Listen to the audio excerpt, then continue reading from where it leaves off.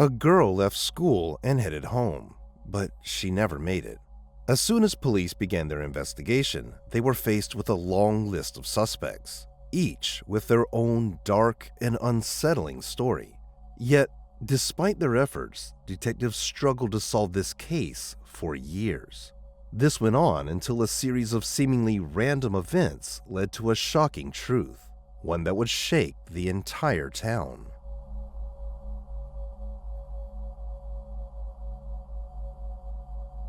Tina Feltz was born on April 27, 1969, in Washington State. When she was little, her parents decided to split up, and she moved to California with her mom, settling in a small town called Pleasanton. Not long after, her mom married a man named Steve, and they had a son together. Tina, who was only 6 at the time, was thrilled to help take care of her baby brother. Despite her age, her parents often trusted her to babysit him. Tina grew up to be very independent, and she started planning her future from an early age.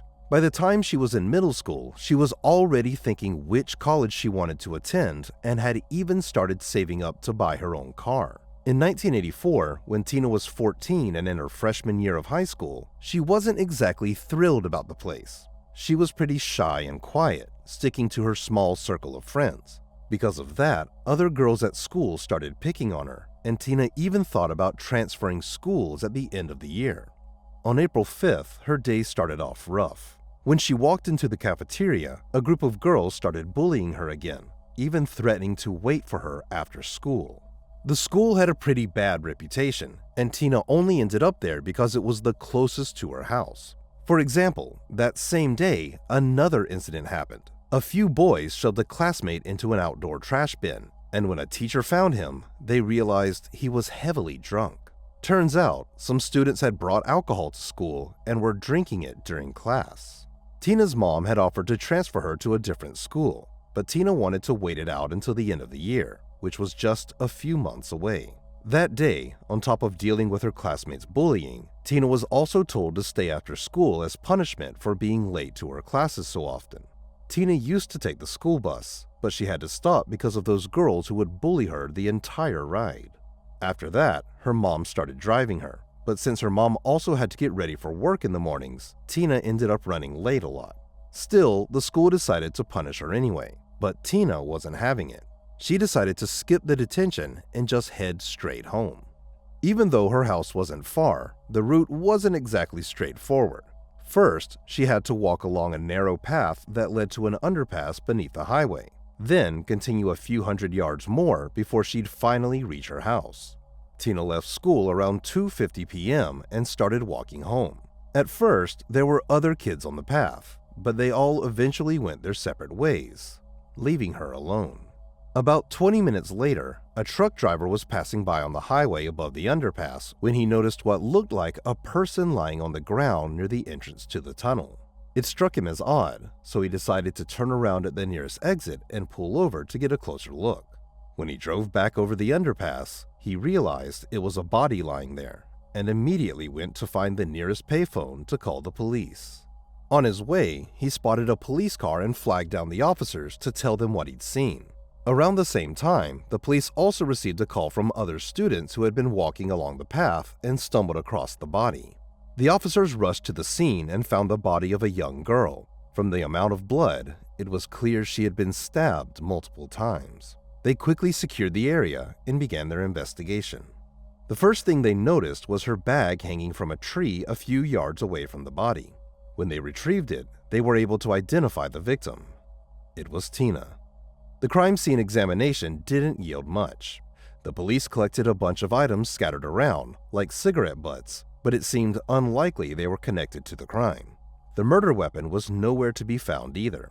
After detectives broke the news to Tina's mom, they showed her Tina's bag and established that none of her personal belongings were missing, so it didn't seem like a robbery. Investigators were left hoping that the medical examiners and forensic experts could turn up some clues, but even they came up short. The only thing they could confirm was that the victim had been stabbed 44 times with what looked like a kitchen knife. There was no evidence of sexual assault, which ruled out another potential motive. All of this led detectives to believe that the crime was most likely committed by someone who knew Tina and harbored a deep hatred for her. Tina's mom told them about the girls who had been bullying her at school, and the police started looking into each of them. But it turned out that the entire group had also been given detention that day and stayed after school, which was backed up by a teacher's testimony. Soon, the police got another interesting lead.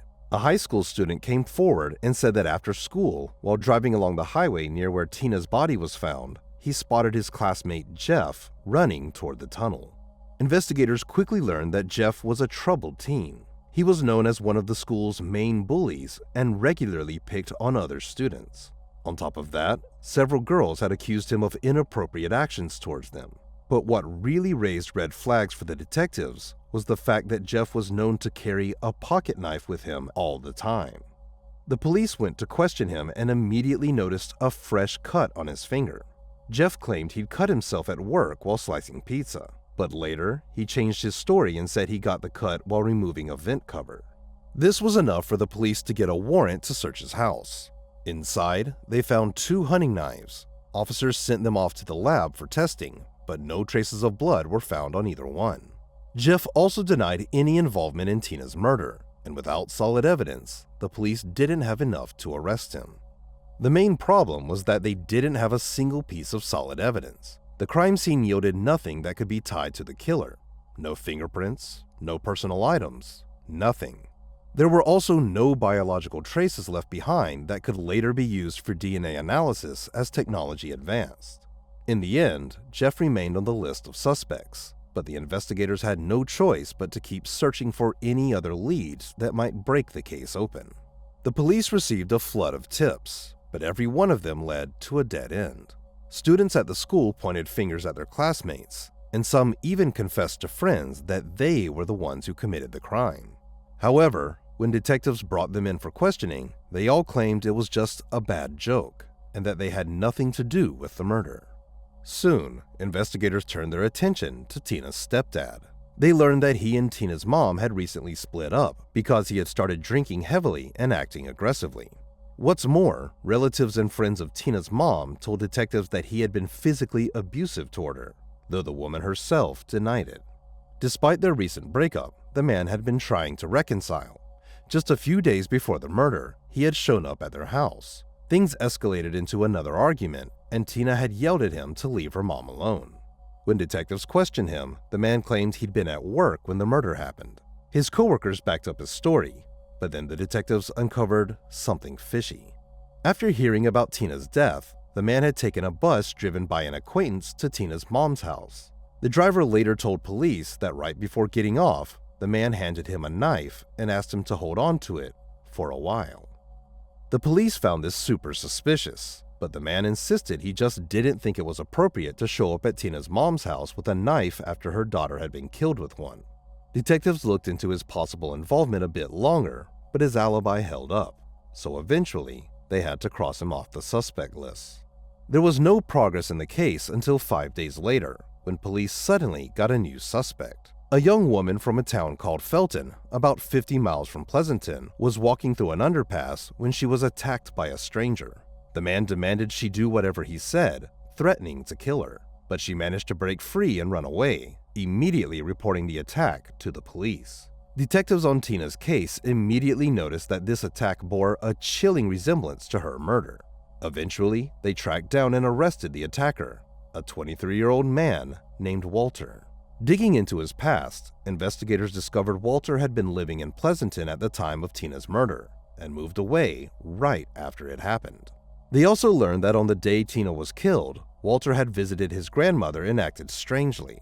He was visibly upset, telling her he didn't like where his life was going. After his arrest in Felton, police got a warrant to search Walter's home. Inside, they found blood-stained clothes and 2 knives, also covered in blood. But when the evidence went to the lab, there was a twist. The blood came from animals, not humans. Detectives kept pushing to tie Walter to Tina's murder, but nothing stuck. They eventually moved on to other leads, though Walter remained a person of interest in the case. Over the next few weeks, police began to wonder if Tina's murder might be the work of an unknown serial killer. In the months that followed, 3 more young women were killed in and around Pleasanton, but investigators made little progress on any of the cases. Still, they started to suspect the crimes might be connected. The theory plunged the town, once considered safe, into fear. Women avoided walking alone, and parents kept their children under tight supervision. Pressure mounted on the police department as the public demanded answers, but detectives hit dead ends every time. Years passed with no breakthroughs in Tina's case. Then, in 1989, another young woman was murdered in Pleasanton, just a few miles from where Tina's body had been found, also near an underpass.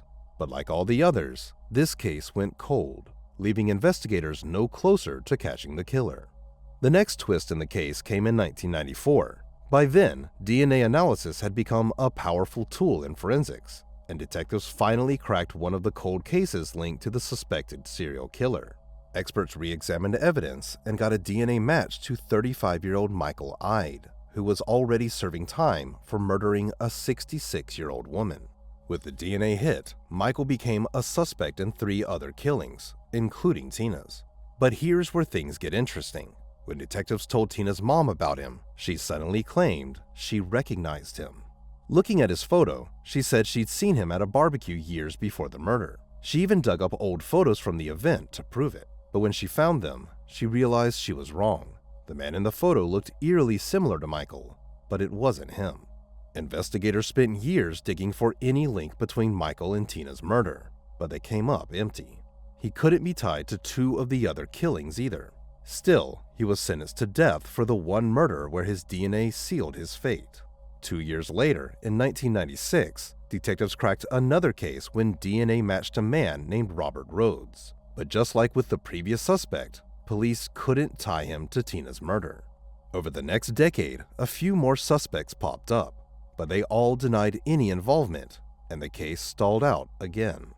Then, in 2007, Detective Dana Savage decided to take a fresh look. She was pregnant at the time and couldn't handle her usual duties, so she started digging into cold cases instead, and Tina's file caught her eye. After combing through every shred of evidence, Savage realized there was nothing solid to point to a killer. But one odd detail stuck with her: Tina's bag hanging in that tree. She knew there was no way Tina could have thrown it up there herself during the attack. This meant the killer had to have done it.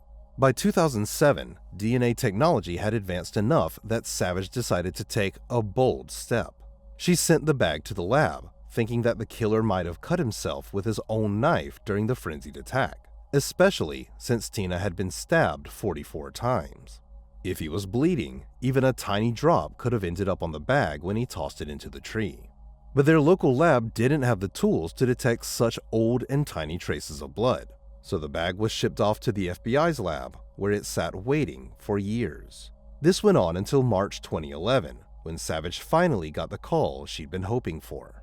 FBI experts told her they'd found microscopic traces of blood on the bag and extracted a DNA profile from it. But that wasn't all. When they ran it through the database, it came back as a match. The blood belonged to Stephen Carlson. Detective Savage was shocked to hear the name. She'd been convinced one of 2 other suspects, already behind bars, was the likely culprit. But Carlson's name wasn't new to her. He'd popped up in the case files before. Stephen Carlson had gone to the same school as Tina. He was 16 at the time, and if you remember from earlier, he was the kid who got shoved into the trash bin near the school on the day she was killed. He was also the student who'd pointed police toward Jeff, the knife-carrying bully we talked about earlier. Detectives had actually considered him a potential suspect during the original investigation, but they'd found nothing to back up their suspicions. In school, Stephen's behavior was quite disturbing, and most people wanted nothing to do with him. He had a habit of saying crude and inappropriate things to girls, acted aggressively, and eventually earned the nickname Creepy Carlson. Because of his odd behavior, he was often bullied by other students. By the time he was around 15, he had started using illegal substances, which only made things worse. He was in and out of juvenile detention multiple times, though never for long.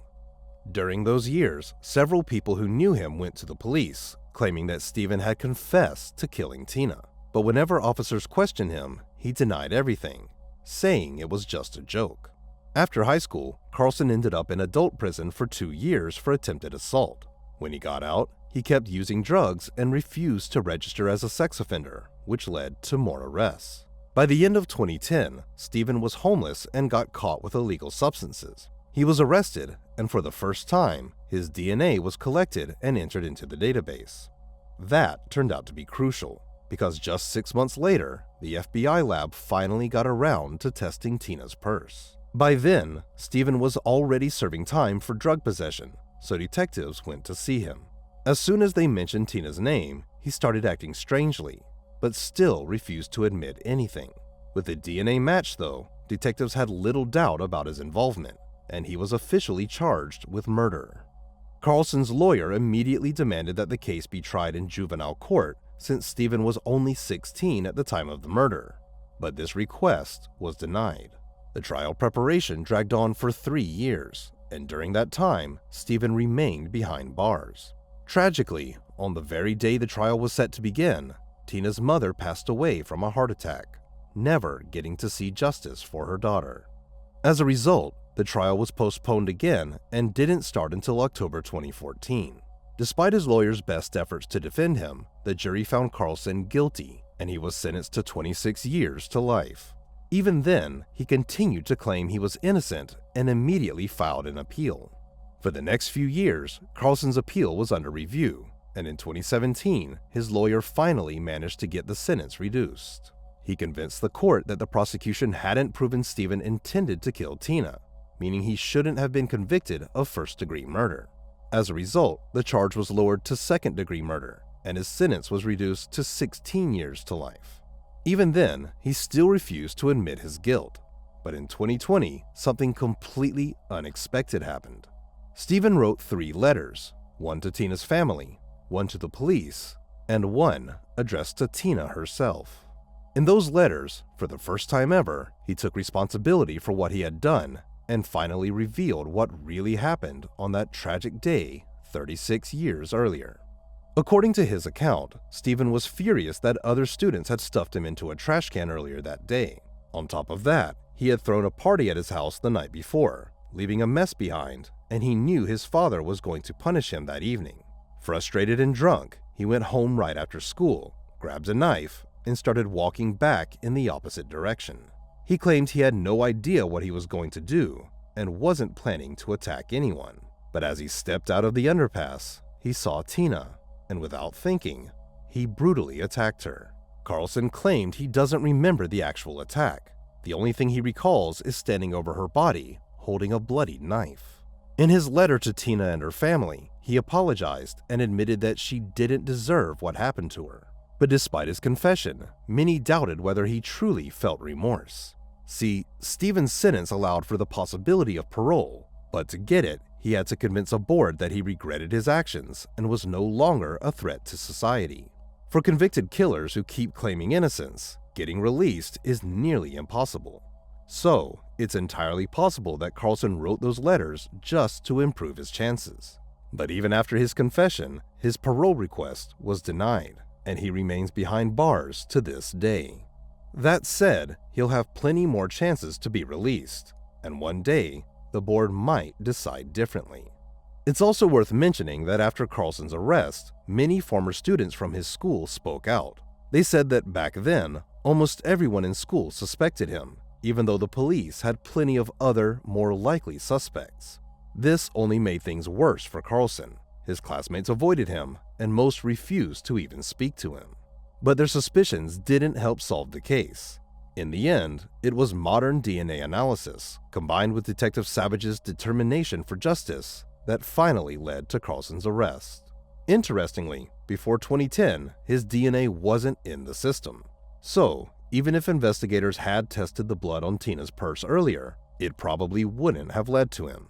It was only because he got caught with illegal substances that his DNA ended up in the database, ultimately sealing his fate.